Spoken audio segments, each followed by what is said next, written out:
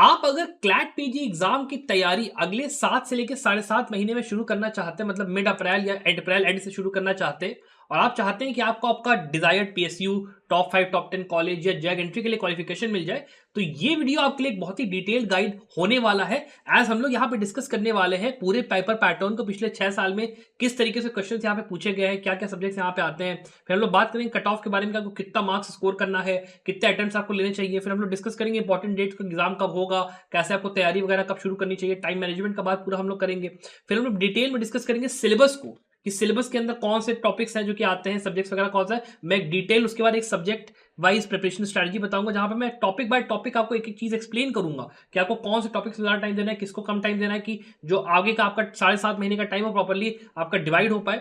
उसके अलावा हम लोग बात करेंगे कि आपको केस लॉज को पढ़ना कैसे है, landmark case laws, recent case laws, जो आपके हिस्टोरिकल केस लॉज, उनको कैसे आपको नोट्स बनाना है, पूरी बात में करूंगा। और लास्टली हम लोग देखेंगे कि आपके जो सोर्सेज और मॉक पेपर्स जो होते हैं, आपको कहां कहां से पढ़ाई करनी है। अगर आपको फ्री में भी पूरा तैयार करना है, वो भी आपको ये पूरा वीडियो एग्जांपल दे देगा कैसे आपको तैयारी करनी है। और उसके साथ में अगर मान लीजिए इस पर तैयारी अगर आप कर रहे हो, तो आपको 549 में हमारा कंप्लीट प्रिपरेशन कोर्स मिल जाएगा। इसके अंदर आपको सारे video lectures, case law summary, सब कुछ यहाँ पे मिलता है। और अलॉन्ग विद दैट इसमें एक चीज और आपको मिलेगी इस बार, कि आपको AILET PG, IIT Kharagpur, ILI, और उसके अलावा आपका सीवीटी पीजी, इन सारे एग्जाम्स के 5-5 मॉक पेपर्स भी इसके अंदर मिल जाएंगे। तो अगर आप इन एग्जाम्स की तैयारी भी करने का सोच रहे हो ना, तो इसके थ्रू आप पढ़ाई चाहो करो और एग्जाम्स की तैयारी भी आप कर सकते हो। तो ये आपका इंक्लूडेड इसी पैकेज में रहेगा 549 में। अगर आपको चेकआउट करना है तो आप इसको डेफिनेटली देख सकते हो। अब बिना देर के चलिए वीडियो को शुरू करते हैं। सो स्टूडेंट्स, अगर आप लास्ट 6 ईयर्स का क्लैट पीजी का पेपर उठा के देखेंगे, तो आपको 120 क्वेश्चन मिलते हैं, जिसमें आपको 2 घंटे होते हैं इस पेपर को कंप्लीट करने के लिए। और जो 120 मार्क्स होते हैं, इसमें अगर आप एक क्वेश्चन सही करते हैं तो आपको 1 मार्क मिलता है। अगर आप एक क्वेश्चन गलत करते हो तो आपको 0.25 मार्क्स की नेगेटिव मार्किंग झेलनी पड़ती है। अब अगर हम लोग बात करते हैं टारगेट के हिसाब से, तो आपको एक पीएसयू पाने के लिए 85 प्लस स्कोर करना पड़ेगा, ताकि आपकी टॉप 10 या टॉप 20 में रैंक आ जाए। और आप कम से कम ये मान के चलिए कि आपको कम से कम 100 से लेके 110 क्वेश्चन वहां पे अटेम्प्ट करने ही पड़ेंगे। उसके बाद हम लोग बात करते हैं टॉप 5 कॉलेजेस के लिए, तो आपको कम से कम 65 से लेकर 75 अपना चाहिए। 75 प्लस इसलिए चाहिए बिकॉज आपको अगर एनलेस आईयू या फिर नलसाज चाहिए, और उसमें भी नंबर ऑफ अटेम्प्ट्स आपका कम से कम 90 प्लस होना ही चाहिए। उसके बाद आप बात करते हो टॉप 10 कॉलेज की, तो कम से कम 50 से लेकर 55 अगर आप लेके आ रहे हो, तो आपको एचएनएलयू या फिर आरजीएनएलयू वगैरह ऐसे कॉलेजेस आपको मिल जाते हैं, जो कि ठीक ठाक हैं, जहां से आप अपना एलएलएम कर सकते हो। और उसके लिए कहीं ना कहीं आपका जो स्कोर, आपका बेसिकली नंबर ऑफ अटेम्प्ट है, वो आपका कम से कम 75 प्लस जब हो गया, 80 होगा, तो आप यहाँ पे कुछ कर पाओगे। और जैक एंट्री की जब आप बात करते हो, तो जो कि नंबर ऑफ स्टूडेंट्स इतने ज्यादा बढ़ते जा रहे हैं जैक एंट्री के लिए, और अभी डिसीजन भी आने वाला है सुप्रीम कोर्ट का, तो उस वजह से कम 35 से 40 मार्क्स आपको इस बार टारगेट लेके चलना है जैक एंट्री के लिए। उससे कम में काम नहीं चलेगा। आपको उसके लिए कम से कम 60 से लेकर 70 क्वेश्चन अटेम्प्ट करने की जरूरत। अब ये तो चलो बात हो गई कि आपको कितना स्कोर करना है और कितना आपको नंबर ऑफ अटेम्प्ट्स लेने हैं। अब अगर हम लोग पेपर को थोड़ा सा और मैग्नीफाई करके देखें पैटर्न के अंदर, तो आपको दिखता है कि हमें 12 पैराग्राफ और 10 क्वेश्चंस का एक पेपर फॉर्मेट मिलता है, जो कि क्लैट पीजी 2020 और 23 में आया था। यहां पर आपको लंबे लंबे पैराग्राफ मिलेंगे। हर जो 10 क्वेश्चंस होंगे, उसमें 3 से 4 क्वेश्चंस का आंसर पैराग्राफ के अंदर ही दिया होगा। और आपके पास एक बहुत ही अच्छी कॉम्प्रिहेंशन रीडिंग एबिलिटी होनी चाहिए इस पेपर को जल्दी जल्दी कंप्लीट करने के लिए, बिकॉज वहां पर भी आपके लिए ट्रैप बिछा के रखता है कंसोर्शियम। आपका आंसर कहो पैराग्राफ में ना दिया हो और आपका टाइम वेस्ट हो जाए पढ़ते पढ़ते पेपर को, तो उस चीज से भी आपको बच के चलना है। Because of that, case laws की रीडिंग करना, न्यूज़पेपर की रीडिंग करना, मॉक पेपर्स को कैसे लगाना is very very important for this exam. उसके अलावा आप अगर देखेंगे तो आपको 20 पैराग्राफ और 24 पैराग्राफ के भी पेपर पैटर्न्स मिलते हैं, जहां पर नंबर ऑफ सब्जेक्ट्स आपके देखिए बहुत ज्यादा ड्रास्टिकली इंक्रीज होता है। करीब 20 से 25 सब्जेक्ट्स के क्वेश्चंस वहां पे होंगे। और ये भी जरूरी नहीं है कि एक पैराग्राफ के अंदर केवल मान लो लेबर लॉ पूछो, labour law plus environment law भी हो सकता है, आपका labour law plus constitutional law भी हो सकता है। आईपीआर में है तो उसके साथ आईटी एक्ट मान लो जोड़ के दे दिया, तो आपका वहां पे दिमाग बहुत ज्यादा लगता है कि मैं कौन सा पैराग्राफ पहले करूं, मैं कौन सा पैराग्राफ बाद में करूं, मैंने ये वाला पहले पढ़ा था, ये वाला मैंने अच्छे से नहीं पढ़ा था। ये बहुत डिफिकल्टी होती है। और वो स्टूडेंट जो कि पीएसयूज के लिए प्रिपेयर कर रहे हैं स्पेसिफिकली, उन्हें कम से कम अगर 110 क्वेश्चन अटेम्प्ट करने, तो आपके पास ये लिबर्टी नहीं है कि आप एक भी पैराग्राफ छोड़ पाओ। तो इसीलिए it becomes very very important कि आपको बहुत ज्यादा केस लॉज भी पढ़ने हैं, आपको नंबर ऑफ मॉक्स बहुत ज्यादा अटेम्प्ट करने हैं, ताकि आपको हर तरीके के केस के और पैटर्न का आपको आइडिया हो। That is very important. अब अगर हम लोग ये बात करते हैं कि आपके पास कितना टाइम रहेगा तैयारी करने के लिए, तो आपका देखिए एग्जाम 7 दिसंबर को यहाँ पे होगा। और आपके पास अभी टाइम जो है अप्रैल के, अगर आप पहले या दूसरे हफ्ते वीडियो देख रहे हैं, तो आपके पास करीब 1, 2, 3, 4, 5, 6 और करीब 7 महीने रह गए और अप्रैल के अंदर एक आध हफ्ता ले ले तो आपके पास करीब 7.5 महीने का टाइम रह गया। बट हम लोग अपनी प्रिपरेशन के पॉइंट ऑफ व्यू से केवल 7 महीने मान के चल रहे हैं ताकि हमारे पास एक्स्ट्रा टाइम यहाँ पे रहे। अब अगर मान लो आप पीएसयू की तैयारी कर रहे हो तो आपको तुरंत तैयारी शुरू करनी है, because you are competing against students जो कि जुडिशरी की तैयारी पहले से करके बैठे हैं, जिनका कंसेप्ट पहले से क्लियर है, उनको केवल मॉक पेपर और केस लॉज पढ़ के यहाँ पे एग्जाम देने आ जाना है। तो आपको उनके लेवल पे आने के लिए बहुत टाइम लगेगा। आपको रोज कम से कम 8 से लेकर 10 घंटे की पढ़ाई करनी है। और अगर आप अभी अप्रैल से चालू कर रहे हो, मई भर पूरा पढ़ाई करते हो, तो जाके आपका कहीं सिलेबस कंप्लीट होगा। अगर आप मान लो टॉप 5 टॉप 10 कॉलेज के लिए ट्राई कर रहे हो तो आपको रोज का मान लीजिए कि 5 से 6 घंटे की रोज पढ़ाई करनी है और मॉक पेपर्स को प्रॉपर्ली लगा रहे तो आपका काम होगा। और जैग एंट्री वाले स्टूडेंट्स के लिए थोड़ा सा ईजी पड़ जाता है कि 2-3 घंटे का रोज पढ़ाई करो, आपका काम हो जाएगा। लेकिन आप अगर जब टाइम की डिवीजन की बात कर रहे हो तो मेरा रिकमेंडेशन ये है कि आप यहां पर पहले के जो आपके 5 महीने हैं उनको आप दीजिए अपने फाउंडेशनल सब्जेक्ट्स की स्टडीज के लिए और आप अपने थोड़ा सा जो केस लॉज वगैरह होते हैं उसके स्टडीज में। और लास्ट की जो आपके 2 महीने हैं अक्टूबर और नवंबर के, इनको आप अपना रिजर्व करिए for the purpose of revision and for the purpose of doing mock papers in a very thorough manner, ताकि आपकी प्रिपरेशन होलसम रहे, आपको किसी भी पॉइंट पे सरप्राइज ना मिले कि इस पैटर्न में पेपर आया, चाहे इस पैटर्न में पेपर आया, मैं कंफ्यूज हो गया। और उसी के लिए आप अगर मान लो चाहते हो कि आपको संभव लॉ की हेल्प चाहिए तो आप 3999 में हमारा mock paper series enrol students कर सकते हैं। यहाँ पे आपको 50 फुल लेंथ मॉक पेपर्स हर पैटर्न के मिलते हैं। अलॉन्ग विद दैट आपको यहाँ पर जो है 100 सेक्शनल मॉक्स मिल जाते हैं। तो आप जब जब जिस महीने में, मान लो पहले महीने में आपने constitutional law plus admin law तैयार किया तो आपको उसका मॉक लगाया, आपका तुरंत मॉक तैयार हो गया। उसके बाद अगले सब्जेक्ट पे गए तो आपको टेस्ट बाय टेस्ट आपको पता चलता रहेगा कितना आप प्रोग्रेस कर चुके हो। और उसके बाद जितने आपके केस लॉज होते हैं, जितने आपके अपडेट्स होते हैं, जितने आपके अमेंडमेंट्स होते हैं, उसके पूरे आपके नोट्स भी प्रोवाइडेड रहते हैं उस कोर्स के अंदर। तो अगर आपको चेकआउट करना है वो आप देख अपना सकते हो। इसके बाद हम लोग बात करते हैं कि आपको आपकी जो तैयारी है ना उसको किस तरीके से स्ट्रक्चर करना है। तो ये आपका जो पिरामिड है इससे आपको बहुत आराम से ये चीज समझ में आएगी। देखिए, पहला जो सबसे इंपॉर्टेंट फैक्टर होता है आपका वो होता है फाउंडेशन आपकी स्टडीज, जो कि आपने लॉ के अंदर पढ़ाई करी है सब्जेक्ट्स की 5 साल या 3 साल के एलएलबी में, जो कि आगे आपको बताऊंगा कि आपको कौन कौन से सब्जेक्ट्स पढ़ने हैं, वो आपको कायदे से करने होंगे, इन डेप्थ करने होंगे, वो भी तरीका बताऊंगा कैसे आपको पढ़ाई करनी। वो चीज पहली हो गई। दूसरी आपकी हो गई केस लॉज की पढ़ाई, जहां पे आपके 3 तरीके के केस लॉज देखिए आपको पढ़ने।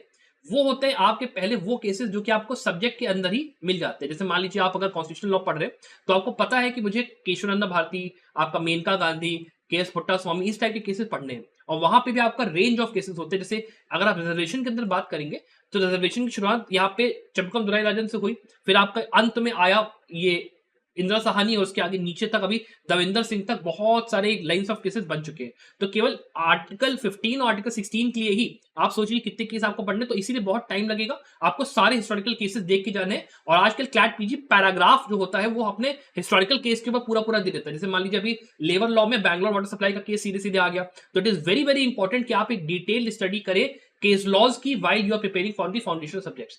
दूसरी चीज आपको पढ़ने होते हैं लैंडमार्क केस लॉज, जो कि आप अगर 2017 से लेकर 2025 के करते हैं तो आपको करीब 150 टोटल केसेस पढ़ने की जरूरत है। फिर आपके आते हैं रीसेंट केस लॉज, जिसमें कि आप अगर 2023 से 2025 केसेस भी कर लोगे तो आपके लिए मोर देन इनफ यहाँ पे रहेगा। और उसके अंदर करीब आपको 300 प्लस केसेस देखने पड़ेंगे। और उसमें भी ज्यादातर जो आपके केसेस होंगे वो आपके कॉन्स्टिट्यूशनल लॉ, क्रिमिनल लॉ और फैमिली लॉ वगैरह से ज्यादा आपको देखने मिलेंगे। उसके बाद जब आप ये पढ़ाई भी कर लोगे, ये आपकी पढ़ाई जो मैंने आपको बताया कि आप मई से लेके सितंबर के महीने तक खत्म करिए, फिर आपके जो लास्ट के 2 महीने आपको एमसीक्यूज और कॉम्प्रिहेंशन की प्रैक्टिस और मॉक पेपर्स की प्रैक्टिस अच्छे से करनी है अलॉन्ग विद प्रॉपर रिविजन। और अगर आप पीएसयू के पॉइंट ऑफ व्यू से बात करते हो तो आपको कम से कम 30 से लेकर 40 मॉक पेपर्स, अगर आप टॉप 5 टॉप 10 कॉलेज की बात करते हो तो करीब 25 मॉक पेपर्स, और जैग एंट्री के लिए कम से कम 15 से लेकर 20 मॉक पेपर्स लगाने, ताकि आपकी एक थरो प्रैक्टिस हो जाए, वो भी हर पैटर्न के पेपर में, ताकि आपको कोई सरप्राइज ना मिले कि क्लैट पीजी कब कौन सा पैटर्न दे रहा है, आपको कोई आइडिया नहीं है। इसीलिए बहुत इंपॉर्टेंट होता है मॉक पेपर की प्रैक्टिस करना, भले आप फाउंडेशन सब्जेक्ट की पढ़ाई और केस लॉज की पढ़ाई खुद से कर लो। इसके बाद हम लोग बात करते हैं कि आपको पढ़ाई को करना कैसे। तो आप अपने सब्जेक्ट्स की पढ़ाई को 4 पार्ट्स में डिवाइड करेंगे। आप एक ये करेंगे, पहली बात तो आप एक नोटबुक उठाइए और नोटबुक के अंदर आप बनाना शुरू करिए एक लिस्ट।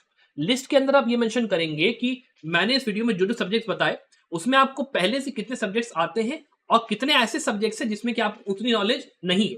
और उसके हिसाब से आप एक टाइम टेबल बनाएंगे वेयर बाय जो जो मैंने आपको बताया कि कितना कितना टाइम के सब्जेक्ट को देना है, आप उस हिसाब से अपना टाइम एलोकेशन उसमें करेंगे। जिस सब्जेक्ट में ज्यादा आपको आता है उसमें आपने ज्यादा टाइम नहीं दिया, जिस सब्जेक्ट में आपको कम आता है उसमें आपने ज्यादा टाइम अपना दिया, और उसके हिसाब से अपनी पढ़ाई आप करोगे। आपको आपके सब्जेक्ट्स के बाद जो डिवीजन का मैंने आपको बता दिया, business loss, criminal loss, constitutional और अदर लॉस, ये आपका हो गया। अगर आप इस बार क्लैट पीजी एग्जाम की तैयारी संभव लॉ के साथ करना चाहते हैं एक ऐसे कोर्स में जो कि केवल 5499 में आपका पीएसयू टॉप एलएम कॉलेज या जैग एंट्री आपको 100% दिला दे, तो आपको हमारे क्लैट पीजी एलएम कोर्स के बारे में जानना चाहिए। बिकॉज यहाँ पे हम लोग आपको कॉम्प्रिहेंसिव तरीके से वीडियो लेक्चर्स और स्टडी मटेरियल प्रोवाइड करते हैं for all the subjects that come inside CLAT PG. आपको कोई और सोर्स रेफर करने की, नोट्स बुक्स कुछ भी और रेफर करने की जरूरत नहीं है। सारी की सारी पढ़ाई आपको इसी उसमें मिल जाएगी और इसमें आपके बड़े बड़े सब्जेक्ट जैसे constitution, international law, criminal law, वो पूरा भी कवर्ड है। छोटे सब्जेक्ट जैसे आपका insurance law, banking law, arbitration, everything is covered along with recent amendments, पूरा हम लोग कवर करते हैं।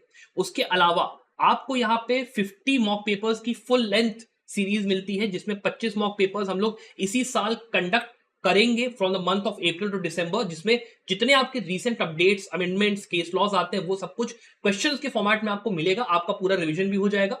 25 आपके पास प्रैक्टिस मॉक पेपर्स भी रहेंगे हर फॉर्मेट में, चाहे आप क्लैट पीजी के अंदर में 12-10 का फॉर्मेट ले लो, 20-6 का फॉर्मेट ले लो, कोई भी पेपर आ जाए आपको ऐसा नहीं फील होगा कि मैंने मिस आउट करा कुछ भी। और आपके पास सेक्शनल मॉक्स भी होंगे कि आपको किसी भी सब्जेक्ट के अंदर डाउट है कि मेरे को इसकी प्रिपरेशन कम है तो आप वो लगाइए, आपका आराम से प्रिपरेशन हो जाएगा। Everything is included. Along with that आपको पूरा सब्जेक्ट वाइज एक एक जो आपका केस लॉज होते हैं, रीसेंट केस लॉज, वो पूरे प्रोवाइडेड है from the year of 2019 to 2025। और हम लोग उसको सब्जेक्ट वाइज और आपके ईयर वाइज पूरा डिवाइड करते हैं, तो आपको जितना पढ़ना है आप उतना ही पढ़ सकते हो। ये आपके पास बहुत बड़ी फ्लेक्सिबिलिटी रहती है। अलॉन्ग विद दैट आपको लैंडमार्क केस लॉज भी सारे 2017 से लेकर 25 तक के केस लॉ ब्रीफ फॉर्मेट हम लोग प्रोवाइड पूरा करते हैं। तो आपको केवल केस लॉ ब्रीफ ही पढ़ना है, आपका सारा काम उसी से हो जाएगा। आपको पूरा जाके जजमेंट पढ़ने की कोई जरूरत नहीं है। और उसका हम लोग लिस्ट भी प्रोवाइड करते हैं, तो आपको क्विक रिविजन भी वहां पे मिल जाता है। अलॉन्ग विद दैट आपको अगर मान लो केवल क्लैट नहीं, AILET PG, ILI, IIT Kharagpur, CUET, जितने एग्जाम्स हैं जो आपके मेजर एलएम के, उनको भी टारगेट करना है, तो आप इसी कोर्स के अंदर एक्स्ट्रा 5 मॉक पेपर्स आपको मिल जाते हैं। तो आप उन एग्जाम्स की भी प्रैक्टिस आराम से कर सकते हैं। और उसके साथ में हमारे यहां से हर साल संभव लॉ में 5 से 6 स्टूडेंट्स टॉप 100 में, और ऐसे काउंटलेस स्टूडेंट्स होते हैं जो कि टॉप एलएलएम कॉलेज में या जैग एंट्री में क्वालिफाई हो चुके हैं, जो अभी पढ़ रहे हैं और पीएसयू की जॉब्स भी पा चुके हैं। और उनके लिए भी हम लोग इस कोर्स में मेंटरशिप पूरी ऑफर करते हैं। तो आपको अगर मुझसे बात करनी है इन रिगार्ड्स की कैसे आपको इंटरव्यू क्रैक करना है, काउंसलिंग में कैसे जाना है, कौन सा करियर पाथ लेना है, कौन सी स्पेशलाइजेशन सिलेक्ट करनी है, जैग एंट्री के लिए तैयारी करनी है, सारी चीजें A to Z आपको इस कोर्स के अंदर मिल जाता है केवल 5499 में, मेंटरशिप के साथ पूरा इंक्लूडेड। तो अगर आपको स्टूडेंट्स एनरोल करना है जरूर से इस कोर्स को चेकआउट करिए। अब जब यहाँ पे आप ये लिस्ट बनाने जा रहे हैं ना, तो आपको जो पहला पार्ट कंसिडर करना है वो है आपका कॉन्स्टिट्यूशनल लॉ का पार्ट। और इसमें आपको कौन कौन से सब्जेक्ट को कंसिडर करना है, उसमें आपका पहला आएगा कॉन्स्टिट्यूशनल एंड एडमिनिस्ट्रेटिव लॉ, जो कि आपका सबसे इंपॉर्टेंट पार्ट है क्लैट पीजी प्रिपरेशन का। बिकॉज इसमें हर साल सबसे ज्यादा क्वेश्चन पूछे जाते हैं। इनमें से हर आपका जो सब्जेक्ट होगा, अगर मान लो उसमें कोई पैराग्राफ उठ के आया, तो उसमें कॉन्स्टिट्यूशन के 1 या 2 क्वेश्चन तो पक्का पक्का होंगे ही। तो आपको कॉन्स्टिट्यूशन को ना सिर्फ इंडिविजुअली पढ़ना है, बल्कि इनको आपको हर सब्जेक्ट के साथ मिला के पढ़ना है। चाहे इन्वायरमेंट पढ़ो, चाहे लेबर पढ़ो, चाहे क्रिमिनल लॉ पढ़ो, कॉन्स्टिट्यूशन आपको हर जगह मिलेगा।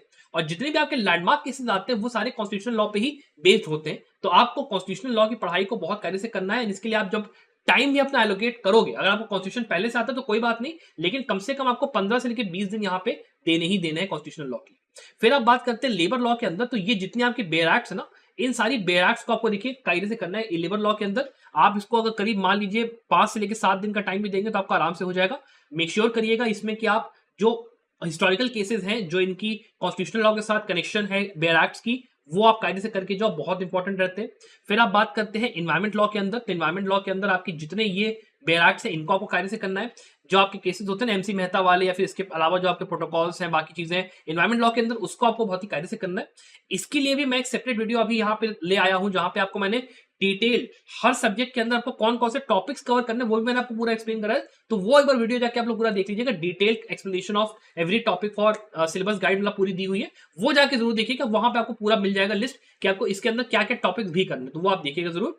इसके अलावा आपका आर्बिट्रेशन और कंटेम्प्ट ऑफ कोर्ट एक्ट को अगर आप एक एक दिन भी स्टूडेंट्स दे दोगे तो आपका काम यहाँ पे हो जाना चाहिए। आर्बिट्रेशन को थोड़ा सा और टाइम दे देना, करीब 2-3 दिन का। और इसके अंदर आर्बिट्रेशन कंसिलिएशन को कायदे से करना, इनका क्या कॉन्स्टिट्यूशन के साथ रिलेशन है, आर्बिट्रेशन को बनाया क्यों गया, और साथ में कि आपका सीपीसी के साथ जो इनका रिलेशन है ना, वो भी थोड़ा सा देख के चलना। कंटेम्प्ट ऑफ कोर्ट्स एक्ट के अंदर 2-3 यहाँ पे अभी रिसेंट में केस लॉज आए हैं, उनको रेफरेंस में रखते हुए कंटेम्प्ट ऑफ कोर्ट एक्ट को करना, पूरा एक्ट करने की जरूरत नहीं है, लेकिन जो इंपॉर्टेंट यहाँ पे सेक्शन है उनको आप कायदे से कर लीजिएगा। आपका आराम से करीब महीने भर के अंदर कॉन्स्टिट्यूशनल लॉ ये पार्ट खत्म हो जाना चाहिए, और इसी का आप लिस्ट बना के नोट कर लो कि भाई मेरे को कितना टाइम किसके लिए देना है, उसके हिसाब से अपना आप देख लो कि टाइम आपको कैसे डिवाइड करना है। फिर हम लोग बात करते हैं अगले पार्ट के बारे में जो कि आपको नोट करना है, वो है आपका बिजनेस लॉ का पार्ट। अब यहां पर मैंने क्या किया है कि मैंने कॉन्ट्रैक्ट को इन 3 सब्जेक्ट के साथ मैं आपको कहूंगा मिला के आप पढ़ो, बिकॉज कॉलेज में भी जनरली हम लोग इन्हीं के साथ मिला के पढ़ते हैं, और sales of goods act, act और पार्टनरशिप एक्ट वो सारे कॉन्ट्रैक्ट का ही एक तरीके से मतलब एक एक्सटेंशन ही आप मान के चल सकते हो, तो उनको साथ में ही करना, और करीब 1 हफ्ते का टाइम लेके चलना, 1 वीक का टाइम, और कॉन्ट्रैक्ट के अंदर पार्ट 1 और पार्ट 2 दोनों कायदे से करना, तभी बात बनेगी। और कॉन्ट्रैक्ट के अंदर आपके रीसेंट केस लॉज हर साल बहुत आते हैं, तो रीसेंट केस लॉज को भी आपको बहुत कायदे से पढ़ के जाना है फ्रॉम द ईयर ऑफ 2023 से लेकर 25 तक सारे के सारे। फिर आप बात करते हो यहाँ पर companies act is one of the most subject जो कि हर साल देखिए क्लैट के अंदर आता है, बहुत ही इंपॉर्टेंट सब्जेक्ट है। इसके अंदर केवल बेयर एक्ट रटने से काम नहीं चलेगा, आपको कंसेप्ट में भी उतरना पड़ेगा कि डायरेक्टर्स क्या होते हैं, आपका कंपनी की वाइंडिंग अप कैसे होती है, आपके जो आर्टिकल एसोसिएशन है, मेमोरेंडम एसोसिएशन कैसे वर्क करता है, सारी चीजें डिटेल में आपको पढ़नी है। और उसके साथ में आपको सेबी वाला भी जो पोर्शन है ना, सेबी एक्ट, वो भी करना है। इसके ऊपर भी रिसेंट केस लॉज 2-3 आपके अच्छे आए हैं, ये सारे आपको करके जाने हैं। और इसके लिए कम से कम आप मेरे हिसाब से 15 दिन का टाइम अगर आप ले रहे हो तो कोई आप कम नहीं ले रहे हो, because company law is a very very difficult subject, इसको करने में आपको टाइम भी लगेगा, और उसके हिसाब से प्लीज अपने चार्ट के अंदर उसके लिए प्रॉपर टाइम एलोकेट करिएगा। फिर आप बात करते हो टीपीए को, मैंने इसलिए इसको बिजनेस लॉ में इंक्लूड करा है बिकॉज इसको मतलब साथ में अगर आप पढ़ोगे सब सब्जेक्ट्स को तो आसानी से आपका कवर अप हो जाएगा। टीपीए के अंदर आप कम से कम 1 हफ्ते का टाइम आराम से ले लो, आराम से सेल, मॉर्गेज, लीज, ये सब जितने कंसेप्ट है वो कायदे से कर लो। इसमें कोई रीसेंट केस लॉज आते नहीं, तो आपको बहुत टाइम लगाने की जरूरत नहीं रीसेंट केस लॉज की पढ़ाई करने के लिए टीपीए के पॉइंट ऑफ व्यू से। लेकिन कंसेप्चुअल क्लैरिटी बहुत इंपॉर्टेंट है टीपीए के लिए, पैराग्राफ इसका आता ही आता है, हर साल आता है। इसके बाद आप बात करते हो इनकम टैक्स एक्ट की, तो इनकम टैक्स एक्ट के अंदर भी देखो अमेंडमेंट होने वाला है, तो जो अमेंडमेंट के अंदर नए आपके प्रोविजंस आएंगे उनको भी आपको कायदे से पढ़ना होगा मिलाकर। और उसके साथ में आपका जीएसटी वाला एक नया क्वेश्चन ऐड हुआ है, वो भी आपको करना है, बिकॉज उस पर भी क्लैट पीजी क्वेश्चन पूछ सकता है, तो इट इज वेरी इंपॉर्टेंट कि आप पूरे को करके जाओ। इसके लिए कम से कम आप पूरा हफ्ते का टाइम यहाँ पे भी ले लो, तो कोई आपको कमी पड़ नहीं जाएगी।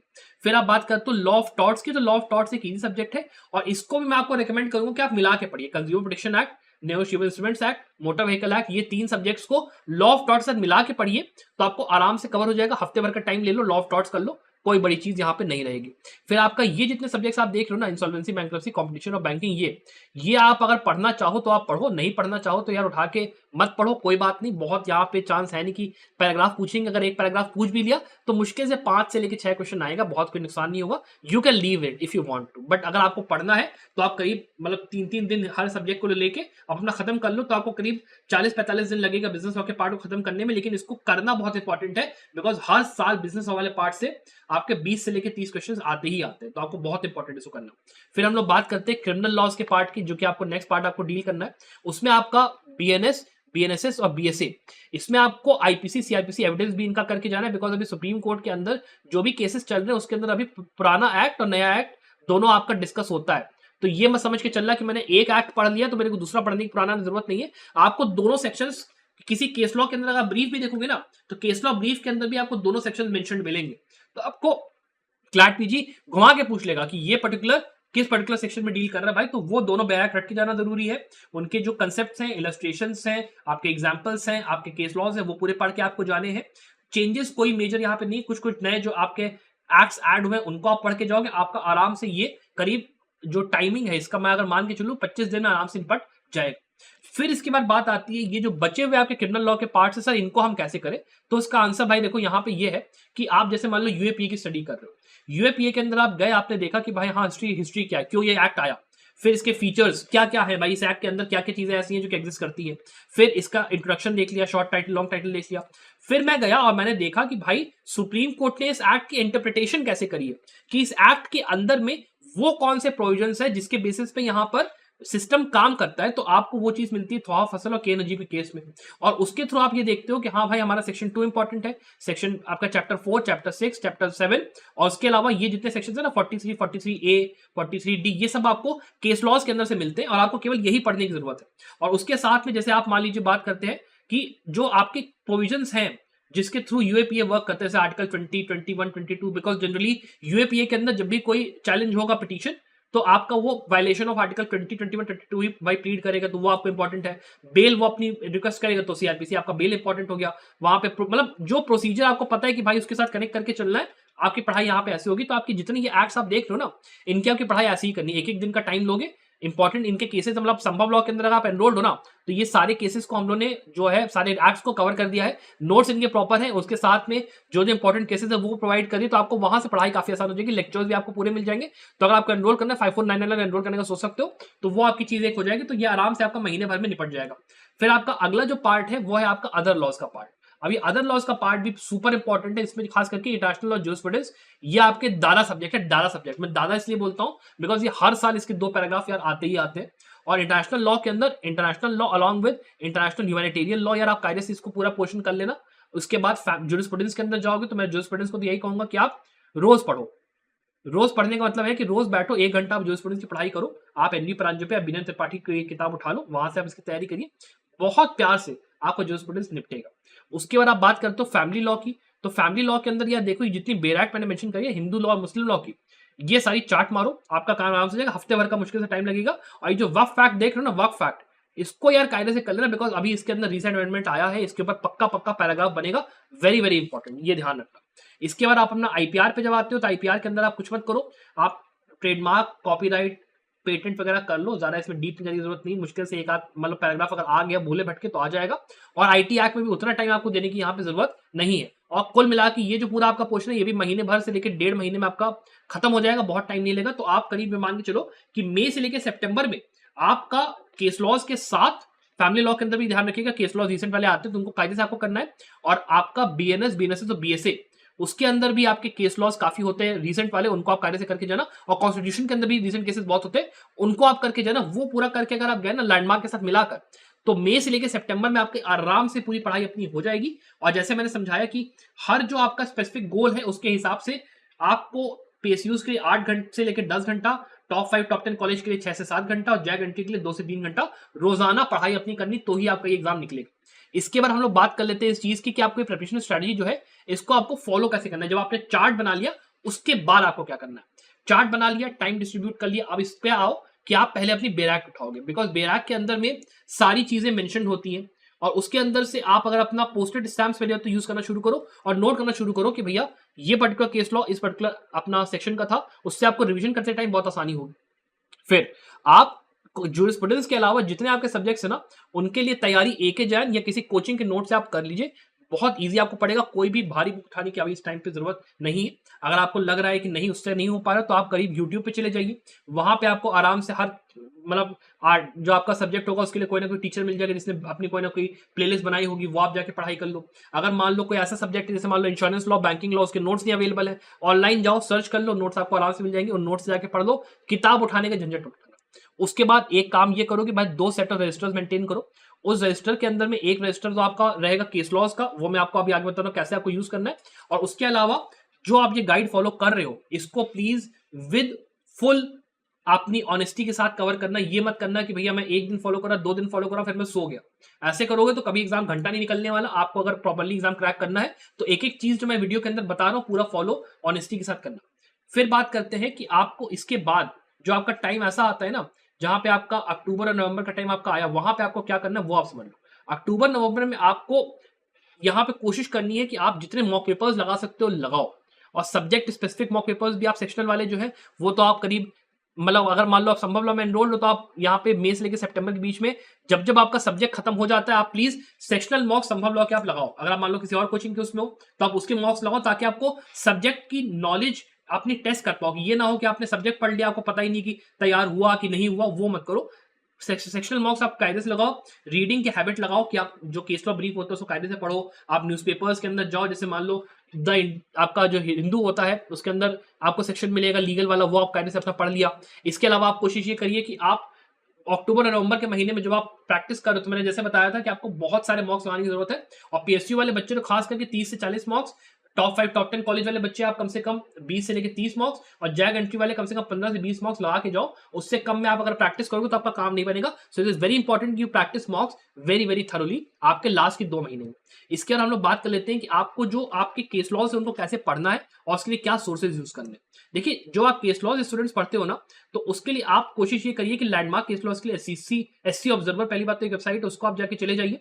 वहां से आपको पूरा मिल जाएगा, डिसाइडेड केसेस, पेंडिंग केसेस जो है वो अपना पढ़ डालिए, और आपके जितने कॉन्स्टिट्यूशन बेंच के डिसीजन होंगे वो आपके वहीं से कवर हो जाएंगे। उसके बाद ऐसे डिसीजन जिसमें कि कोई इंपॉर्टेंट गाइडलाइंस दी हैं, या फिर मान लो कोई कंट्रोवर्शियल इशू कवर हुआ, या इंपॉर्टेंट यहाँ पे सब्जेक्ट्स को डिस्कस करा गया, या फिर कॉन्स्टिट्यूशनल उसकी मान लो वैलिडिटी चेक करी गई है, उसके लिए आप करीब चले जाइए लाइव लॉ पे। और लाइव लॉ के अंदर या बार बेंच के अंदर आपको ना पूरा एक सब्जेक्ट का पूरा वो मिल जाता है, ब्रीफ, मतलब आपको पूरा डाइजेस्ट मिल जाएगा, सब्जेक्ट स्पेसिफिक और मंथ स्पेसिफिक, उसको आप जाके रेफर कर सकते हो, वहां से आपका काम हो जाएगा। लेकिन अगर उसको आसान करना है तो आप हमारे कोर्सेज में एनरोल हो जाओ, वहां पे सारा काम आपके लिए पहले से करके धरा हुआ है। लेकिन अगर आपको खुद से करना है तो आपको ये चीज नोट करके चलनी पड़ेगी कि आपको एक एक केस लॉ ब्रीफ के अंदर से जा जाकर निकालना पड़ेगा केसेस को, और आइडेंटिफाई करना पड़ेगा कि वो इस पर्टिकुलर पैटर्न को फॉलो करते हो, तो ही उसको आप अगर पढ़ाई करोगे तो सही रहेगा। अगर आप ओवर पढ़ाई कर लोगे तो भी कोई फायदा नहीं। तो इट इज वेरी इंपॉर्टेंट कि आप ध्यान से उस चीज को करके चलो। इसके बाद आपको ये समझ में आना चाहिए कि भाई आप जो नोट्स बना रहे हो वो आपको कैसे बनाने और आपको केस के अंदर पढ़ना क्या पे। पहली बात, अगर आप बात करते हैं सबसे पहले लैंडमार्क केस लॉस के लिए, तो आपको नेम ऑफ द केस पता होना चाहिए, उस केस के अंदर में उसके फैक्ट्स क्या है, इश्यूज क्या है, रेशियो डिसरेंडाई और ऑर्बिटर डिक्टा, ये चारों चीजें आपको लैंडमार्क केस लॉस के अंदर पढ़नी है पूरी पूरी। फिर आपको बात करते हैं कोरम ऑफ जजेस, वो आपको पूरे रटने की, किस कोरम के अंदर जो था जो जज, उसने कौन से, किसने कंकरिंग ओपिनियन दी, किसने डिसेंटिंग ओपिनियन दी। डिसेंटिंग ओपिनियन के अंदर भी जब आप रेशियो डिसरेंडाई पढ़ रहे हो तो अब ये देखिए कि भाई ऑडिटर के अंदर में क्या बोला ऐसा कि क्यों वो मतलब अग्री नहीं करता है मेजर जो मेजोरिटी ओपिनियन उसके साथ, सारी चीजें आपको देख के चलनी है। उसके बाद आपका सबसे इंपॉर्टेंट पार्ट कि क्या लॉ इन्वॉल्व था, लॉ की पोजीशन केस आने के पहले क्या थी, लॉ की पोजीशन केस आने के बाद क्या थी, वो पूरा भैया पता होना चाहिए। मान लो गाइडलाइंस दिया, पता होना चाहिए। मान लो सेक्शन ही उठा के डिलीट कर दिया, पता होना चाहिए। इस तरीके की चीजें। फिर इंपॉर्टेंट कोई अगर जजमेंट्स मान लो है कि कोई जजमेंट या तो को उसमें अपने उसमें ओवररूल हुआ होगा, या फिर वो इस्तेमाल हुआ होगा, जैसे मान लो के.एस. पुट्टास्वामी के अंदर केशवन भारती भी यूज हुआ, मेनका गांधी भी यूज हुआ, सारे जजमेंट यूज हुए, तो आपको नोट करके चलने पड़ेंगे ना, तो वो आप सारे देखिए। और उसके अलावा अगर मान लो कोई प्रिंसिपल या कोई डॉक्ट्रिन अगर ऐसा है जो कि बहुत ही मेजरली यहाँ पे साइट करा गया, जो कि आपको केस लॉ ब्रीफ के अंदर दिखाई पड़ता है, वो आप अपना पढ़ लीजिए, आपका काम वहां से हो जाएगा। और अगर आप रीसेंट केस लॉस की बात करते हैं तो रीसेंट केस लॉस के लिए केवल नेम ऑफ द केस, वहां पे इश्यूज, रेशियो डिसरेंडाई और जो लॉ आपका इन्वॉल्व था, वो चार चीजें आपको पढ़ना है रीसेंट केस लॉस के लिए। और आपको कोरम और बाकी जितना कूड़ा कबाड़ा कोई पढ़ने की जरूरत नहीं है। फैक्ट्स डजंट मैटर, केवल यही चीज पढ़ के आप जाओगे, उसके अलावा आप कुछ नहीं पढ़ोगे। इसके बाद आप बात करते हो कि आपको क्या क्या सोर्सेज यूज करने हैं अपनी पढ़ाई करने के लिए, और आपको जो रजिस्टर भी मेंटेन करना है वो कैसे मेंटेन करना है। तो आपको मैंने कहा था कि 2 सेट ऑफ रजिस्टर मेंटेन करो। एक में आप पूरा बनाओगे इंडेक्स, उस इंडेक्स के अंदर जितने केस लॉज हैं सब्जेक्ट वाइज आप पूरा नोट करोगे, ये केस था, इस केस के अंदर ये हेल्ड हुआ था। और दूसरा आप जो रजिस्टर बनाओगे उसके अंदर आप केस लॉज जो लैंडमार्क होते हैं उनके लिए कम से कम 3 पन्ने डोनेट करोगे, और उसके अंदर जाके पूरा नोट करोगे जो जो मैंने चीजें बताई वो पूरा। और रीसेंट केस लॉज के करीब 1 पन्ना डोनेट करोगे, वहां पे ये नोट करोगे जो 4 चीजें मैंने बताई, आपका नेम, आपका रेशियो डिसरेंडाई, आपका इश्यूज और आपके लॉज इन्वॉल्व, 4 चीजें सबसे इंपॉर्टेंट, वो नोट करके जाओ, आपका काम आराम से हो जाएगा। सोर्सेज की जहां तक बात है तो जैसे मैंने कहा था लाइव लॉ, और या फिर बार एंड बेंच के अंदर से जाके अपना जो वो होते हैं आपके केस लॉ के डाइजेस्ट, वो अपने उठा लो, वहां से अपना ढूंढना शुरू करो। 2023 से लेकर 2025 से करोगे काफी रहेगा। उसके आगे अगर जाने का मन है आप जा सकते हो, लेकिन बहुत ज्यादा फिर वो यूजफुल नहीं होगा, बिकॉज हमें पता नहीं है कि वो लोग पूछेंगे कि नहीं पूछेंगे उतने पुराने केसेस को, तो फायदा नहीं है। दूसरा, एससी ऑब्जर्वर पे चले जाओ, वहां जितने लैंडमार्क केसेस वो सारे के सारे आप कर डालो, वरना आप हमारे कोर्स में डोल सकते हो। उसके अलावा आपको थोड़ा सा ये ध्यान रखना है कि आप फैजान मुस्तफा सर की वीडियोस थोड़ा देखते रहो, वहां पे वो कभी कभी बताते रहते हैं कि इंपॉर्टेंट क्या क्या आपकी चीजें जो कि क्लैट पे मान लो आ सकती है, कभी कभी अपडेट्स आ जाते हैं। इसके अलावा में आप कुछ हमारी जो वेबसाइट्स होती हैं अच्छे अच्छे लॉ फॉर्म्स की, जैसे ट्राई लीगल की हो गई, या बाकी जो आपके सैम एंड कैम की वेबसाइट होगी, यहाँ पे चले जाओ। निशित देसाई की वेबसाइट होगी, यहाँ पे आपको जो कंपनी लॉ होता है उसके अच्छे अच्छे केस के ब्रीफ मिलते हैं, उसको आप थोड़ा सा फॉलो कर लो। उसके अलावा अगर आप बात करते हैं तो स्पाइसी आईपी फॉलो करिएगा। ईपीआर अगर मान लो आप फॉलो करते हो तो ईपीआर फॉलो कर लीजिएगा, लेबर लॉ के अच्छे अच्छे केसेस वहां आपको मिलेंगे, उससे आप अपडेटेड रहोगे, अच्छा रहेगा। इसके अलावा आपको आईसीजे और आईसीसी की वेबसाइट को रोजाना चेक करना है, इसके लिए भी जो केस लॉ ब्रीफ होते हैं वो हम अपने कोर्स में देते हैं। लेकिन अगर आप अलग से करना चाह रहे हो तो आपको ये दोनों में अपडेटेड रहना है कि जितने केसेस आए हैं पिछले 10 साल में उनको आप पूरा देख के चलो, तो इसके थ्रू आपका पूरा जो होलसम प्रिपरेशन होती है ना पढ़ाई की, वो कंप्लीट होती है। और जैसे मैंने कहा, अपनी फाउंडेशन पढ़ाई के लिए, फाउंडेशन सब्जेक्ट की पढ़ाई के लिए आप बिल्कुल भी कोशिश मत करना कि आप बड़ी बड़ी बुक उठाओ। एक Jain maths to maths jurisprudence के लिए प्रांजपे उठा ली और उसके बाद अपने यूट्यूब के थ्रू उसको कंप्लीट कर लो। और अगर लग रहा है कि हाँ भाई मेरे को डीप पे पढ़ाई करनी, तो आप बड़े से अपना बड़ी वाली बुक उठा लो, कोई दिक्कत नहीं, लेकिन वैसे तैयारी करने के टाइम पे मत ही उठाना, अच्छा नहीं रहेगा। और अगर मान लो आपको हमारे कोर्स में एनरोल होना है, तो वहां पे सारा मैंने जितना बताया वो एक ही साथ आपको करा कराया मिल जाता है, तो आपको वहां पे आसानी होती है। और अगर इसके अलावा मान लो आपको स्टूडेंट्स वीडियो पसंद आया, कुछ आपको पूछना है, तो आप मुझसे नीचे कमेंट्स पूछ सकते हो। I wish the very best of luck for your success. Bye.